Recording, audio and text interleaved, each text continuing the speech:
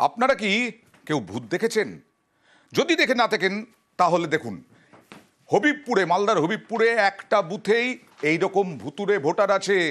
মৃত, এই যেমন তালানতি সরেন, মৃত ভুতুরে ভোটার 50 জন মৃতের নাম ভোটার তালিকায় মালদার হবিবপুরে একটি বুথে। এক বুথে এখনো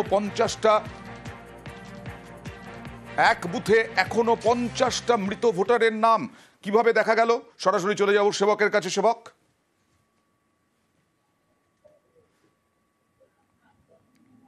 একদমই দেখো, যখন নতুন করে ভোটার তালিকা সংশোধন হবে, বাড়ি বাড়ি কর্মীরা আসবেন কমিশনের, এরকম একটা আবহ, তখন বিভিন্ন জায়গাতেই ভোটার তালিকার কি পরিস্থিতি তা স্থানীয়ভাবে নানা রাজনৈতিক দল যখন খতিয়ে দেখছে, তেমন স্থানীয় বাসিন্দারাও নিজেদের নাম রয়েছে কিনা, পরিবারের কার নাম রয়েছে তারা খতিয়ে দেখে নিতে চাইছেন বা দেখছেন অনেকে। আর এই করতে গিয়ে যে তথ্য উঠে এসেছে যে মালদহের হবিবপুরের বৈদ্যপুর পঞ্চায়েতের বোলডাঙ্গা গ্রামে এই বুথে, সেখানে সব মিলিয়ে প্রায় 50টির মতো নাম রয়েছে যেগুলি মৃত ভোটার, যেগুলি ভুতুরে ভোটার। তাদের মধ্যে কেউ 2 বছর 4 বছর, কেউ 5 বা 6 বছর আগে মারা গিয়েছেন। শুধু তাই নয়, একই পরিবারের একাধিক লোক মারা গিয়েছেন, তাদের নামের উজ্জ্বল উপস্থিতি কিন্তু দেখা যাচ্ছে এই ভোটার তালিকায়, যে ভোটার তালিকা 2025-এর 1 জানুয়ারি ভিত্তি ধরা হচ্ছে।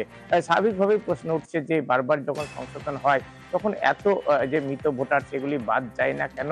এটা কার দায় বা এদের নামে কি ভোট পড়ে যায়?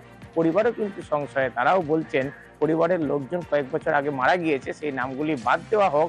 তাছাড়া ইতিমধ্যেই গত ভোটগুলিতে তাদের হয়ে কি কেউ ভোট দিয়েছে সেই নিয়েও প্রশ্ন তুলছেন মৃতদের পরিবারের সদস্যরা।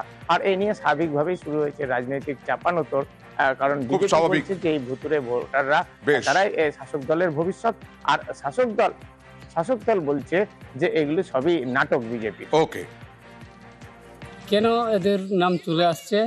ওই তো মারা গেছে 5-6 বছর আগে। এই যে মারা লোকের ভোট এখন কে দিচ্ছে? ভূত না কে কোথা থেকে এসে দিচ্ছে? এইটাই আমার প্রশ্ন। আমরা চাই ভোটার লিস্ট থেকে যেন ওর নামটা কেটে যায়। ভুতুরে ভোটারগুলোর নাম ভোটার তালিকা থেকে বাদ দিতে হবে, স্বচ্ছতা নিয়ে আসতে হবে, বুথে যেন ভোট লুট না করতে পারে, তার জন্যই কিন্তু স্বচ্ছতা আনার দরকার আছে। তৃণমূল এইভাবে তারা আন্দোলন করছে, যেভাবে আন্দোলন করছে মনে হয় মানে এই পশ্চিমবাংলাটাকে পাল্টে দিবে, এসআইআর করতে দিবে না, নির্বাচন কমিশনের উপরে কথা বলছে বড় বড়। স্বাভাবিকভাবে মৃত ভোটার, স্থানান্তরিত ভোটারের নাম বাদ যাবেই, এটা নিয়ে নাটক করার কোনো প্রয়োজন নেই। এরপরে আদিবাসীদের নাম যখন বাদ যাবে তখন আদিবাসী মানুষই জোয়েল মুর্মুকে তাড়া করবে। বারবার প্রশ্ন উঠেছে বাংলা বলায় বাংলাদেশি তকমা, বারবার প্রশ্ন উঠেছে বাংলা ভাষা বাংলাদেশি ভাষা। এবার প্রশ্ন তুলল সুপ্রিম কোর্ট, বাংলা বলায় বাংলাদেশি তকমা কি দেওয়া যায়? আরও কি প্রশ্ন তুলল সুপ্রিম কোর্ট কেন্দ্রীয় সরকারের কাছে, দেখুন।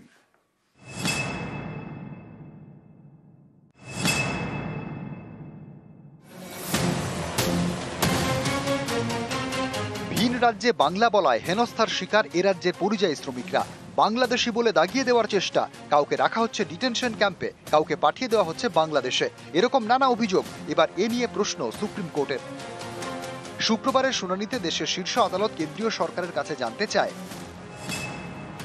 এটা কি সত্যি যে ভাষার কারণে বাংলাদেশি বলে চিহ্নিত করা হচ্ছে?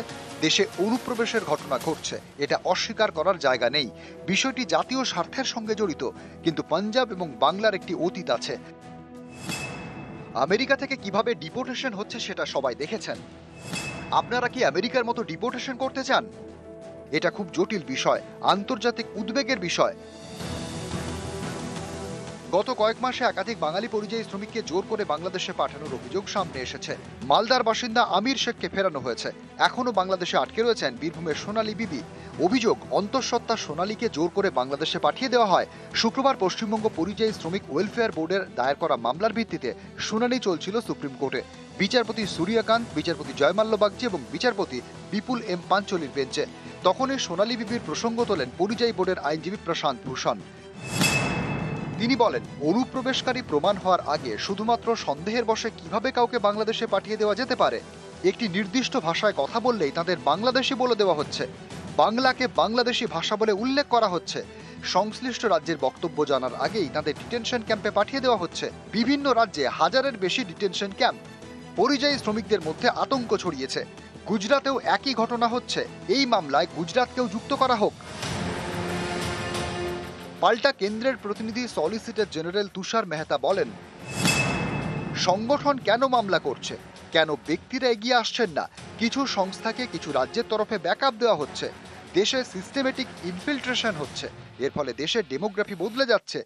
এজেন্টরা অনুপ্রবেশকারীদের ঢুকতে সাহায্য করছেন, নথিও বানিয়ে দিচ্ছেন। জাতীয় স্বার্থের বিষয়, আতঙ্ক ছড়ানো বন্ধ করুন। এই মামলাকে রোহিঙ্গা মামলার সঙ্গে শোনা হোক। সোনালী বিবিকে ঘরে ফেরাতে কলকাতা হাইকোর্টে হেবিয়াস কর্পাস মামলা দায়ের করা হয়েছে। এদিন সুপ্রিম কোর্টের নির্দেশ, কলকাতা হাইকোর্টকে হেবিয়াস কর্পাস মামলা দ্রুত নিষ্পত্তি করতে হবে। সুপ্রিম কোর্টে মামলার পরবর্তী শুনানি 11 সেপ্টেম্বর। নিউজ 18 বাংলা।